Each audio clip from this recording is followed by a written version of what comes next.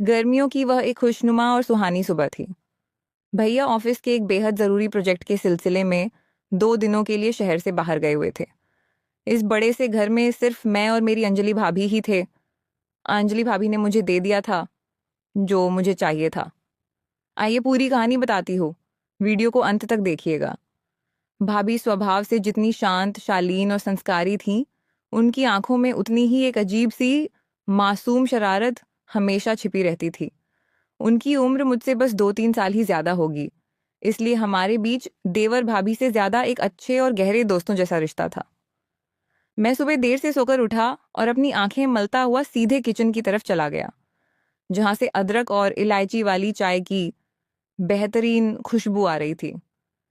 Kitchen के दरवाजे पर खड़े होकर मैंने देखा कि भाभी गैस के पास खड़ी थीं। हल्के नीले रंग के कॉटन के सूट में वो सादगी की मूरत लग रही थी। उन्होंने सुबह सुबह स्नान किया था, जिसकी वजह से उनके खुले और गीले बाल उनकी पीठ पर बिखरे हुए थे और उनसे मोगरे की हल्की हल्की खुशबू आ रही थी। मैंने चुपके से पीछे जाकर दीवार का सहारा लिया और उन्हें निहारने लगा। मैंने मुस्कुराते हुए नींद भरी आवाज में थोड़ा फ्लर्ट करते हुए कहा कि भाभी, इतनी अच्छी खुशबू इस चाय की है या फिर आपकी? मेरी आवाज तान सुनकर भाभी अचानक चौंक गईं, लेकिन जैसे ही उन्होंने मुझे देखा, उनके चेहरे पर एक प्यारी सी मुस्कान तैर गई। उन्होंने अपनी एक भौं उठाई, हाथ में पकड़ी हुई कलछी को मेरी तरफ लहराया और शरारत से बोली कि यह खुशबू सिर्फ और सिर्फ चाय की है जनाब। तुम्हारी इन मीठी मीठी तारीफों के जाल में मैं इतनी आसानी से नहीं आने वाली। अब ज्यादा मक्खन मत लगाओ और जाओ, पहले अच्छे से हाथ मुंह धोकर आओ, तभी चाय मिलेगी। मैं उनका हुक्म मानकर वॉशरूम गया और फ्रेश होकर वापस आया। तब तक भाभी ने डाइनिंग टेबल पर गर्मा गर्म पराठे और चाय परोस दी थी। हम दोनों आमने सामने बैठ गए। नाश्ता करते हुए हमारी बातें शुरू हुईं। हम कॉलेज की पुरानी यादों, भैया के स्वभाव और घर की छोटी बड़ी चीजों पर हंसते मुस्कुराते रहे। भाभी जब हंसती थीं, तो उनके गालों पर पड़ने वाले डिम्पल उनकी खूबसूरती में चार चांद लगा देते थे। मैं बस खोया हुआ सा उन्हें ही देख रहा था। शायद उन्हें भी मेरी इस नज़रों का एहसास हो रहा था, क्योंकि वो बीच बीच में अपनी नज़रें झुकाकर चाय की चुस्की लेने लगती थीं। दोपहर होते होते मौसम ने अचानक करवट बदली। आसमान में काले घने बादल छा गए और ठंडी हवाएं चलने लगीं। कुछ ही देर में बहुत तेज बारिश शुरू हो गई। बारिश इतनी शदीद थी कि पूरे इलाके की बिजली गुल हो गई। घर में अचानक थोड़ा अंधेरा सा छा गया। हम दोनों हॉल में रखे बड़े से सोफे पर आ बैठे। भाभी अपने फोन में कुछ नेटवर्क ढूंढने की कोशिश कर रही थी और मैं बस खिड़की से गिरते हुए पानी की बूंदों को देख रहा था। तभी अचानक बादलों के गरजने की इतनी जोरदार आवाज हुई कि पूरा घर दहल उठा। अंजलि भाभी उस आवाज से इतनी डर गईं कि उनके मुंह से एक हल्की सी चीख निकल गई।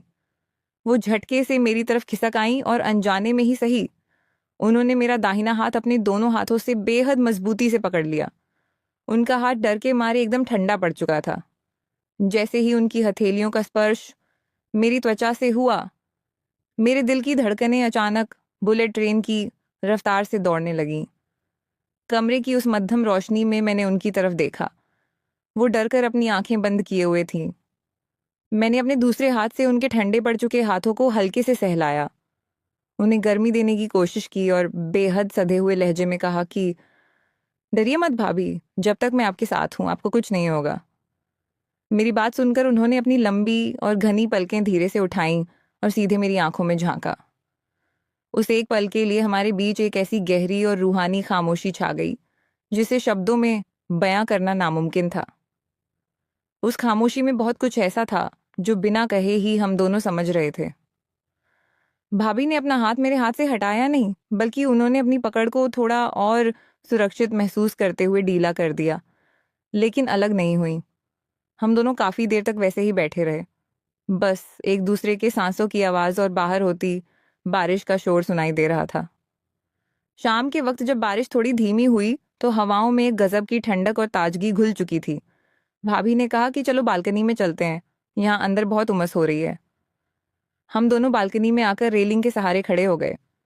ठंडी हवा के झोंके भाभी के चेहरे को छूकर गुजर रहे थे, जिससे उनकी कुछ आवारा लटें बार बार उड़कर उनकी आंखों और होठों पर आ रही थीं।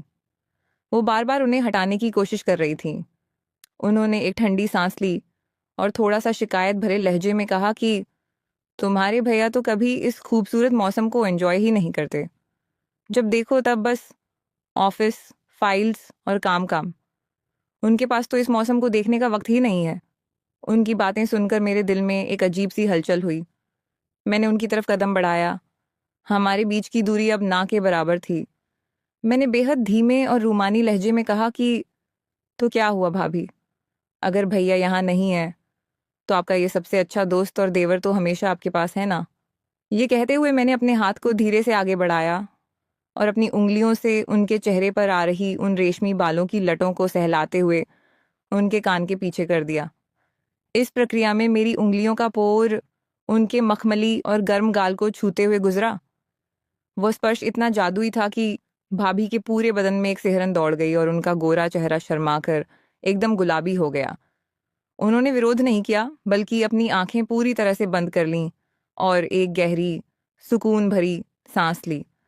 उनका इस तरह आंखें बंद करना जैसे मुझे यह मूक अनुमति दे रहा था कि मैं उनके इस रूप को जी भरकर निहार सकूं। बालकनी में गिरती हुई बारिश की कुछ बौछारें हमारे चेहरों पर पड़ रही थीं, जिससे माहौल और भी ज्यादा जज्बाती हो गया था। मैंने अपना हाथ उनके कंधे पर रखा और उन्हें धीरे से अपनी तरफ आकर्षित किया। भाभी ने भी बिना किसी झिझक के अपना सिर मेरे कंधे पर टिका दिया। हम दोनों बिना कुछ बोले बस उस गिरते हुए पानी और ठंडी हवा के बीच एक दूसरे की मौजूदगी को महसूस कर रहे थे। उस पल में कोई वासना नहीं थी, कोई शारीरिक भूख नहीं थी, बल्कि सिर्फ दो दिलों का एक दूसरे के प्रति असीम झुकाव, सम्मान और एक निश्चल प्यार था। रात का समय हुआ तो भाभी ने किचन में जाकर बहुत ही सादा लेकिन स्वादिष्ट खाना बनाया। डिनर के दौरान भी हमारी आंखों के इशारे बहुत कुछ कह रहे थे। खाना खाने के बाद जब वो किचन समेट रही थी और बर्तन साफ कर रही थी, मैं दबे पांव पीछे से गया। मैंने उनके पीछे खड़े होकर उनके दोनों कंधों पर अपने हाथ रखे और धीरे से उनके कान के पास झुककर कहा कि आज का दिन मेरी जिंदगी का सबसे खूबसूरत और स्पेशल दिन था भाभी। मेरी सांसों की गर्माहट उनके गले पर महसूस हो रही थी। भाभी ने काम रोका, वो धीरे से मुड़ी और मेरी आंखों में सीधे देखा। उनकी आंखों में मेरे लिए असीम स्नेह, थोड़ी सी शरारत और एक परिपक्व समझदारी साफ झलक रही थी। उन्होंने कुछ नहीं कहा, बस अपने नाजुक हाथ को ऊपर उठाया और मेरे गाल को बेहद प्यार से थपथपाया। उनकी उस छुअन में एक अजीब सा सुकून था। वो धीरे से मुस्कुराई और बोली कि मेरे लिए भी यह दिन हमेशा याद रहेगा। अब बहुत रात हो गई है, जाओ और अपने कमरे में जाकर सो जाओ। मैं मुस्कुराया और उनके कमरे से बाहर निकलने तक उन्हें देखता रहा। उस रात जब मैं अपने कमरे में बेड पर लेटा तो मेरे मन में कोई भी गलत या कलुषित ख्याल नहीं था।